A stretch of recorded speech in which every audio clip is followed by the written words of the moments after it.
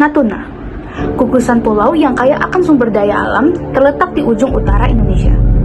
Keindahan alamnya menyimpan bara sengketa di Laut Cina Selatan, wilayah yang diklaim oleh beberapa negara, termasuk Republik Rakyat Cina. Konflik ini semakin memanas seiring waktu, menguji kedaulatan Indonesia dan stabilitas kawasan. Mari kita saksikan sebuah simulasi perdebatan yang mungkin terjadi di balik layar perselisihan ini. Datang kepada perwakilan dari Indonesia dan Cina. Pada hari ini, kita akan mendalami mengenai sebuah isu yang sedikit kontroversial dan tentunya ini sangat penting, yaitu konflik mengenai perairan Natuna. Saya harap bahwa diskusi pada hari ini dapat berjalan dengan kepala dingin dan dengan penuh rasa kehormatan antara pihak Indonesia dan pihak Cina. Untuk membuka diskusi kita pada hari ini, mari kita dengarkan kalimat pembuka. Ibu Pertiwi, kami persilakan. Terima kasih Bapak Jurnalis. Indonesia dengan tegas menyatakan bahwa perairan Natuna adalah bagian yang tidak terpisahkan dari wilayah kedaulatan kami. Zona ekonomi eksklusif kami telah ditetapkan sesuai dengan hukum internasional, yaitu Konvensi PBB tentang Hukum Laut atau UNCLOS tahun 1982.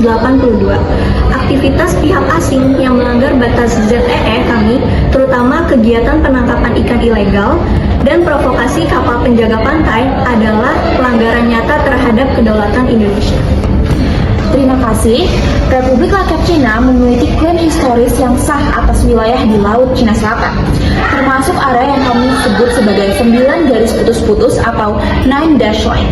Kami menghormati hak negara lain, namun kami juga berkewajiban untuk melindungi kepentingan nasional kami di wilayah tersebut. Kegiatan penangkapan ikan yang dilakukan oleh nelayan kami adalah kegiatan tradisional yang telah berlangsung selama berabad-abad. Terima kasih kepada kedua pihak untuk kalimat pembukanya. Dewi Bahari, apakah Anda dapat memberikan pandangan Anda terkait sisi teknis dari pelanggaran ZEE? Baik, terima kasih atas kesempatannya. Kami memiliki banyak bukti dan catatan mengenai kapal-kapal asing, terutama dari Cina, yang melakukan eksploitasi kepada sumber daya alam kami di perairan Laut Natuna, di mana wilayah tersebut merupakan wilayah ZEE milik Indonesia. Saya paham hal ini terjadi karena adanya globalisasi, sehingga memudahkan mobilisasi dagang antar negara.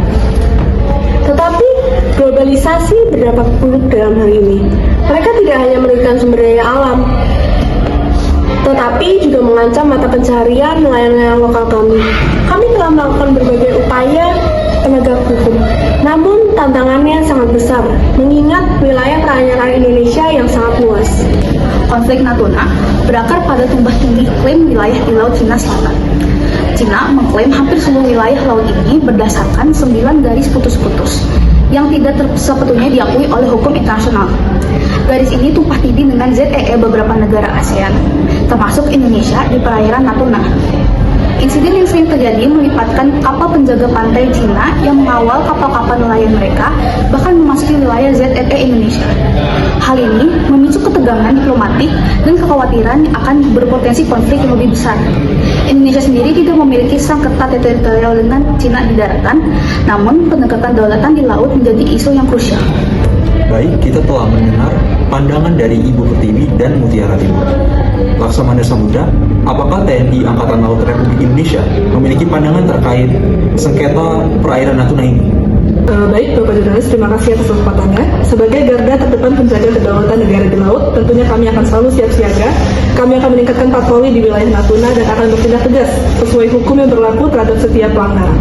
Kami ingin menekankan bahwa kehadiran kapal-kapal asing yang tidak berizin sangat mengganggu stabilitas keamanan di wilayah kami. Kami berharap pihak Cina dapat menghormati hukum internasional dan kedaulatan Indonesia. Terima kasih. Sebelumnya kami meminta maaf karena pihak militer kami pada hari ini tidak dapat hadir. Namun kami merasa keberatan dengan pernyataannya Laksamana. Kapal-kapal kami berada di wilayah yang secara historis memang merupakan wilayah penangkapan ikan tradisional kami. Kami juga memiliki hak untuk melindungi nelayan-nelayan kami. Tuduhan pelanggaran ZEE ini sangat subjektif dan tidak sepenuhnya akurat. Subjektif, kami memiliki bukti berupa rekaman radar, foto, dan kesaksian nelayan kami yang jelas menunjukkan pelanggaran batas wilayah. Kami tidak melarang kapal asing melintas secara damai, namun penangkapan ikan ilegal dan tindakan provokatif tidak dapat kami toleransi. Kami ingin menjaga hubungan baik dengan Cina, namun kedaulatan kami tidak dapat ditawar. Loh, kami juga ingin menjaga hubungan baik dengan Indonesia. Kami percaya bahwa masalah ini dapat diselesaikan melalui dialog dan negosiasi yang konstruktif. Kami terbuka untuk membahas mekanisme yang lebih baik untuk menghindari insiden di masa depan. Namun, kami juga berharap kepada Indonesia untuk dapat memahami sensitivitas kami terkait klaim historis di Laut Cina Selatan. Jadi setelah mendengarkan pandangan dari kedua pihak, maka dapat disimpulkan bahwa poin penting di sini adalah terdapat perbedaan interpretasi mengenai batasan-batasan wilayah dan hak-hak tradisional antara pihak Indonesia dan pihak Cina. Dewi Bahari, apakah sudah ada upaya diplomasi atau kerjasama yang dijalankan untuk mengatasi masalah ini? Ya, kami terus melakukan upaya diplomasi melalui berbagai forum, bilateral dan multilateral. Kami juga mendorong adanya kerjasama dalam bidang kelautan, seperti pemberantasan penangkapan ilegal bersama-sama, yang dapat membangun kepercayaan antara kedua negara. Namun, upaya ini akan lebih efektif jika ada itikat baik dan penghormatan terhadap hukum internasional bagi semua pihak. Kami juga mendukung dialog dan kerjasama. Kami percaya bahwa kesalahpahaman seringkali menjadi akar dari suatu masalah. Komunikasi yang lebih intensif dan mekanisme pencegahan konflik yang efektif sangat diperlukan. Konflik di Natuna adalah cerminan dari kompleksitas sengketa di Laut Cina Selatan. Perbedaan pandangan mengenai sejarah, hukum internasional, dan kepentingan nasional menjadi tantangan besar dalam mencari solusi yang damai dan adil. Indonesia berpegang teguh pada UNCLOS 1982 dan kedaulatannya, sementara Cina mempertahankan klaim historisnya.